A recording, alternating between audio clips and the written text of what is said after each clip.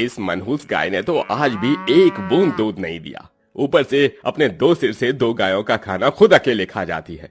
सोचा था 2 सिर वाली गाय है तो भगवान का इसमें कुछ चमत्कार होगा, लेकिन ये तो मेरे बहिष्कार पर तुली हुई है। सेठ मदारी लाल अपनी 2 सिर वाली गाय को दूध न देने पर बहुत गुस्सा होता है और सामने पड़ी लठ से अपनी 2 सिर वाली गाय को मारना शुरू कर देता है। ये ले और ले, खा खा कर भैंस हो गई है। अब जब तक तू दूध नहीं दे देती तुझे चारा नहीं मिलेगा। मदारी लाल अपनी 2 सिर वाली गाय को मार मार कर लाल कर देता है। बेचारी मासूम गाय की आंखों से दर्द के मारे आंसू निकलने लगते हैं। मदारी कई दिनों तक अपनी 2 सिर वाली गाय को चारा तो दूर, एक बूंद तक पानी भी नहीं देता। आज फिर इसने दूध नहीं दिया। ये देख मदारी लाल अपने घर के अंदर जाता है और कोड़ा लाकर उससे बेचारी गाय को फिर से मारना शुरू कर देता है। और चिल्ला, लेकिन आज तो मैं तुझे छोड़ूंगा नहीं। मदारी उस 2 सिर वाली गाय को लगातार मारता रहता है। तभी अचानक मदारी की नजर उसके घर के बाहर से गुजर रहे माधव और उसके परिवार पर पड़ती है। माधव भी मदारी की तरह गाय पालकर उसका दूध बेचता था, लेकिन आज सुबह ही माधव की गाय ने अपनी आखिरी सांस ली। माधव का पूरा परिवार अपनी प्यारी सी गाय का अंतिम संस्कार कर भरी आंखों के साथ घर लौट रहा था। तभी माधव, तुम्हारी गाय के बारे में सुनकर बहुत दुख हुआ। अगर तुम चाहो तो मैं तुम्हें अपनी एक गाय बेच सकता हूं। तुम मेरी ये 2 सिर वाली गाय ले लो। लेकिन इस गाय की हालत तो काफी खराब लग रही है।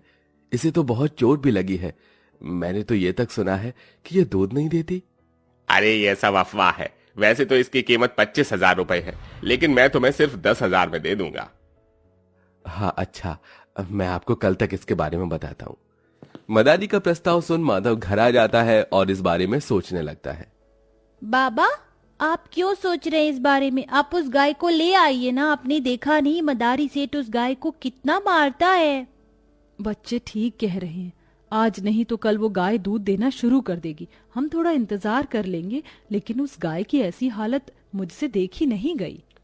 उस 2 सिर वाली गाय की हालत देखकर और अपने परिवार की बात सुनकर माधव 10,000 रुपए देकर उस 2 सिर वाली गाय को अपने घर ले आता है। अच्छा हुआ मेरी जान छूटी। अब तो इन पैसों से मैं एक नई गाय लेकर आऊंगा जो मुझे ढेर सारा दूध देगी। उस मदारी ने बेचारी गाय को कितनी बेरहमी से मारा है। भगवान उसे उसके किए की सजा जरूर देगा। हमारी प्यारी गाय, अब तुम फिक्र मत करो। यहाँ तुम्हें कोई नहीं मारेगा। हम सब तुमसे बहुत प्यार करेंगे। तुम देखना, तुम कितनी जल्दी ठीक हो जाओगी। पूरा परिवार मिलकर उस 2 सिर वाली गाय के जख्मों पर मरहम लगाकर उसकी पट्टी कर देता है और उसके सही होने तक सभी लोग उसका काफी अच्छे से ध्यान रखते हैं, जिसके चलते 1 हफ्ते में ही वो गाय अब पूरी तरह से ठीक हो जाती है। प्यारी गाय, अब तो तुम बिल्कुल ठीक हो चुकी हो। अब तो तुम हमारी पुराने वाली गाय की तरह हमें दूध दोगी ना, ताकि बाबा उस दूध को बेचकर पैसे कमा सके। श्याम की बात सुन 2 सिर वाली गाय अपनी पूंछ हिलाने लगती है और ऐसे ही अगली सुबह हो जाती है। सुबह होने के बाद माधव और राधा जैसे ही अपनी 2 सिर वाली गाय को चारा खिलाने के लिए आते हैं तो देखते हैं कि उनके आगे गायें ढेर सारा दूध दे रही हैं, जिसे देख माधव और राधा बहुत खुश हो जाते हैं। मैं कहती थी ना जी कि हमारी गाय जरूर दूध देगी। हे कृष्ण भगवान, तेरा बहुत बहुत शुक्रिया। माधव राधा जल्दी से बाल्टी में अपने 2 सिर वाली गाय का दूध पकड़कर अब दोनों पति पत्नी गांव भर में दूध बेचने के लिए निकल जाते हैं। 2 सिर वाली गाय का दूध गांव में मौजूद हर किसी को पसंद आता है, जिसके चलते अब हर कोई सेठ मदारी लाल से दूध लेना छोड़कर राधा माधव से दूध लेना शुरू कर देता है, जिससे माधव और राधा को फायदा होता है, वहीं सेठ मदारी लाल को नुकसान। जब तक ये 2 सिर वाली गाय मेरे पास थी तब तक तो इसने दूध नहीं दिया, और अब देखो कैसे बाल्टी भर भर के दूध दे रही है। पता नहीं इस 2 सिर वाली गाय के दूध में ऐसा क्या है जो लोग मेरी गायों का दूध छोड़कर इसका दूध खरीद रहे हैं। मदारी लाल अपनी तिजोरी से 10,000 रुपए निकालता है और माधव के पास अपने 2 सिर वाली गाय को वापस खरीदने के लिए जाता है। लेकिन सेठ जी, ये गाय ही आप हमारी रोजी रोटी का सहारा है। मैं अब इस गाय को नहीं बेच सकता। सोच ले माधव, मैं तुझे 10,000 रुपए दे सकता हूँ। हाँ, इसमें सोचने की बात नहीं है सेठ जी, मैं इस गाय को नहीं बेचूंगा। माधव को गाय बेचने से मना करता देख मदारी माधव से अब इतनी नफरत करता है कि वो चुपके से 2 सिर वाली गाय के चेहरे में दवाई मिला देता है। वो गाय जैसे ही उस दवाई को खाती है तो काफी बेकार दूध देना शुरू करती है, जिसके चलते लोग जैसे ही माधव का राधा से दूध खरीदते थे तो उनका दूध जल्दी फट जाता था। ये कैसा दूध बेच रहे हो तुम दोनों? जैसे ही सुबह दूध लिया वैसे ही फौरन फट गया। अब से हम तुमसे दूध नहीं लेंगे। कल से हम भी दूध नहीं लेंगे। सारे लोग माधव राधा से दूध लेने से मना कर देते हैं, जिसके चलते उन्हें नुकसान होने लगता है। ये सब देख सेठ मदारी मन में बहुत खुश होता है। सुनिए, 3 महीनों से बच्चों की स्कूल की फीस जमा नहीं की है। अगर 1 हफ्ते के अंदर फीस जमा नहीं की तो वो लोग बच्चों को स्कूल से निकाल देंगे।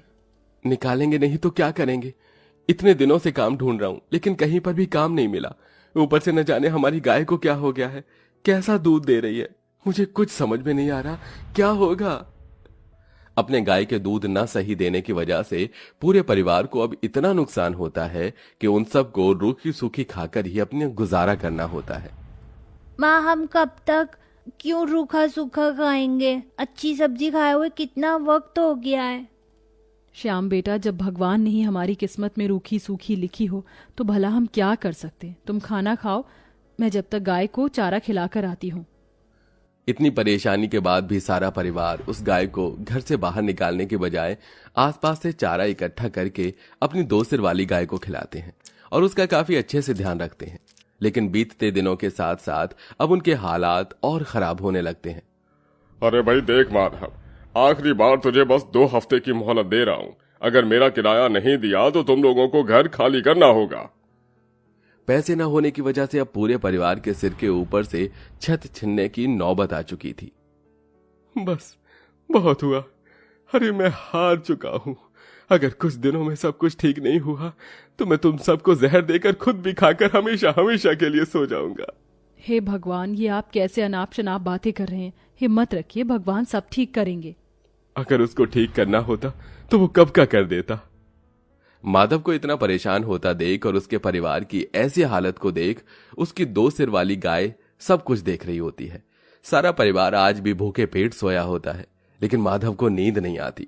माधव बार बार करवट बदल रहा होता है कि तभी अचानक उसे अपने आंगन में कुछ गिरने की आवाज आती है। अरे ये आवाज कैसी? कोई चोर तो नहीं है? माधव जैसे ही लठ लेकर अपने आंगन में जाता है तो उसे अपनी आंखों पर विश्वास नहीं होता। उनकी 2 सिर वाली गाय अपने एक मुंह से सोने के सिक्के और एक मुंह से हीरे दे रही होती है। ये सब क्या है? कहीं मैं कोई सपना तो नहीं देख रहा? ये सपना ही है, हकीकत में थोड़ी ना ऐसा होता है। माधव को अपनी आंखों पर विश्वास नहीं होता, इसलिए वो साइड में रखे हुए पानी की बाल्टी से पानी लेकर अपनी आंखों पर पानी मारता है, लेकिन फिर भी कुछ नहीं बदलता। अरे भगवान, ये कैसी माया है? माधव, ये माया नहीं बल्कि ये तो जादू है।